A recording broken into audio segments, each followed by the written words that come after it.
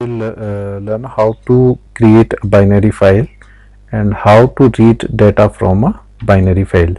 So let us begin with this topic now. This is a program that is being used to write a program to write content in a binary file. अब देखते हैं किस तरह से हम binary file के अंदर content को, मैं थोड़ा इंक्रीज कर देता हूँ उसका font size so it is visible to you all.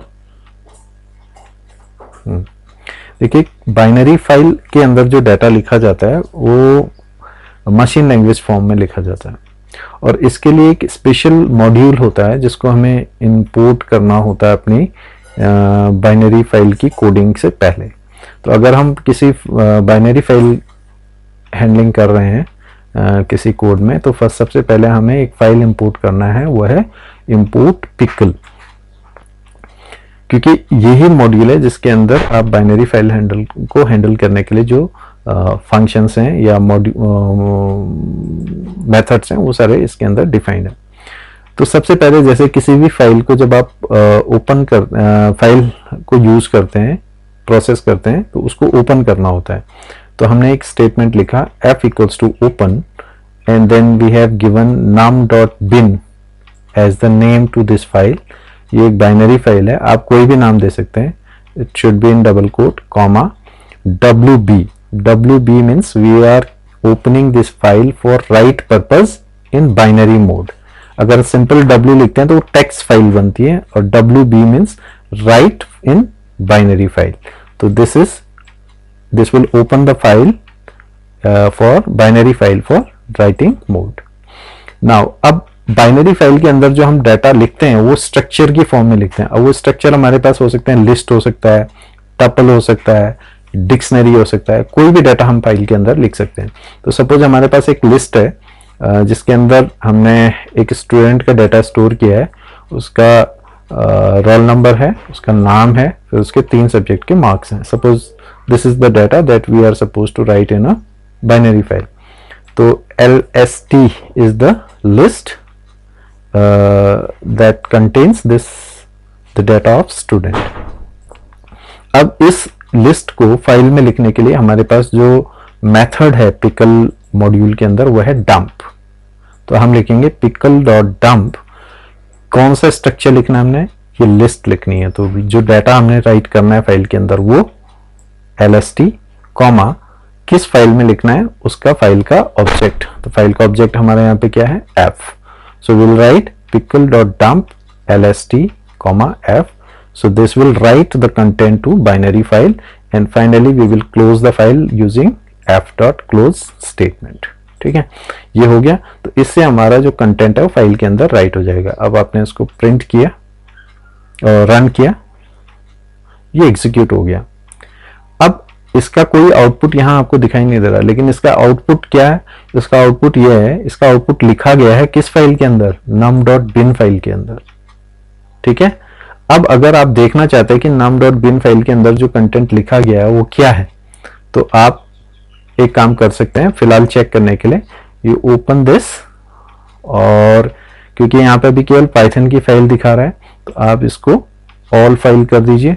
All file करने पे ये नम फाइल भी आपको दिखाई देगी। नम फाइल पे क्लिक करने के बाद राइट क्लिक कीजिए और इसको कीजिए ओपन विद, और किसकी हेल्प से हम इसको ओपन करेंगे, हम इसको ओपन करेंगे नोटपैड में।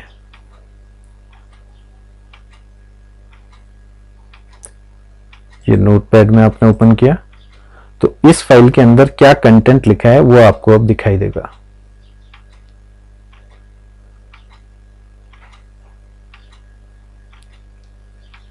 ये देखिए जो आपने कंटेंट लिखा है वो ये लिखा गया है, राइट। सो और आप देख सकते हैं कि ये कंटेंट किस फॉर्म में लिखा गया है। मैं इसको थोड़ा एनलार्ज कर देता हूं आपके लिए।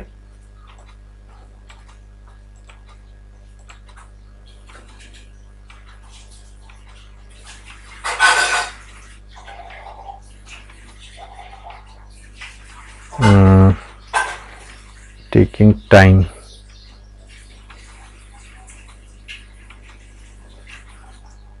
बहुत ज़्यादा टाइम ले रहा है।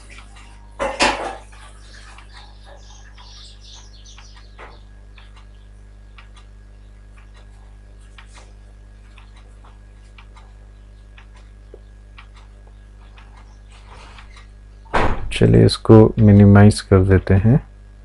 आपको दिखाई दे रहा होगा, मैं इसको फिलहाल मिनिमाइज कर देता हूँ। तो इस तरह से ये फाइल में राइट हो गया।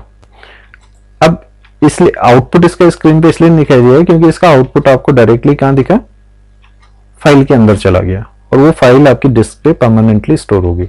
अब मैं इसी फाइल को रीड करता हूँ, तो रीड करने के लिए क्या मेथड यूज करेंगे हम? तो again suppose this is the program to read binary file and for reading we use pickle.load method. उसके लिए हमने क्या कि कौन सा मेथड यूज किया था? डंप मेथड यूज किया था। और रीड करने के लिए, राइट करने के लिए, और रीड करने के लिए लोड मेथड यूज करते हैं। अब आपने उसी फाइल को सपोज रीड करना है, तो आप क्या करेंगे? फाइल को ओपन करेंगे आरबी मोड में, रीड बाइनरी मोड में। फाइल ओपन हो गई। अब आपने मैसेज डिस्प्ले किया, फाइल्स कंटेंट्स आर, फाइल के कंटेंट क्या है।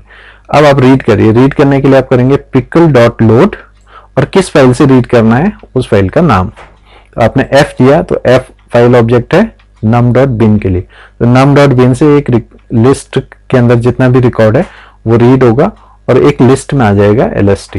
अब आपने इस लिस्ट को प्रिंट कर दिया और फाइल को क्लोज कर दिया। तो मैं इस प्रोग्राम को रन करता हूं। रन किया आपने, तो आप देख सकते हैं जो फाइल के कंटेंट है वो यहाँ पे आपको दिखाई दे रहे हैं। ठीक हो गया। अब इसी प्रोग्राम को मैं थोड़ा और एक्सटेंड करता हूं। अगर सपोज हमें 2 रिकॉर्ड लिखने हो, तो 2 रिकॉर्ड लिखने के लिए हमें क्या करना होगा? इस स्टेटमेंट को 2 बार रिपीट करना होगा। जैसे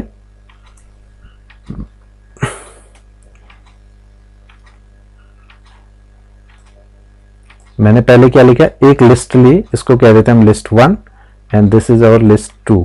ठीक है, तो पहले हमने लिस्ट 1 इसमें लिखा, लिस्ट 1 लिया हमने फाइल में लिखा, फिर लिस्ट 2 लिया, इसका रिकॉर्ड हम चेंज कर देते हैं, रोल नंबर 13 अजय, और इसके मार्क्स भी चेंज कर देते हैं 25, 76 एंड से 97। ठीक है, तो अब क्योंकि 2 और इसमें लिस्ट 2 हम ऐड करेंगे, इसमें लिस्ट 1 क्या था। अब इस प्रोग्राम को मैं रन करता हूं, तो पहले ये लिस्ट फाइल में राइट होगा, फिर ये वाला लिस्ट फाइल में राइट, यानी 2 रिकॉर्ड हैं तो 2, 3 रिकॉर्ड हैं तो 3, यानी हर एक रिकॉर्ड के लिए आपको ये डंप फंक्शन अलग से एग्जीक्यूट कराना होगा। आपने रन किया,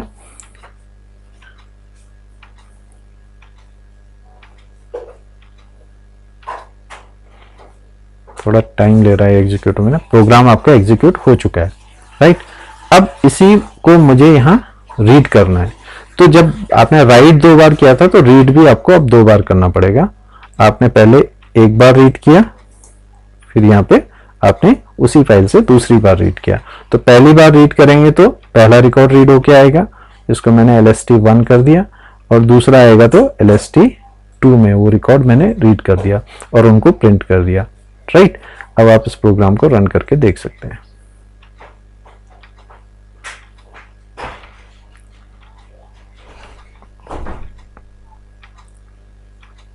So you can see file contents are, ये पहला रिकॉर्ड रीड हुआ, ये दूसरा रिकॉर्ड हुआ।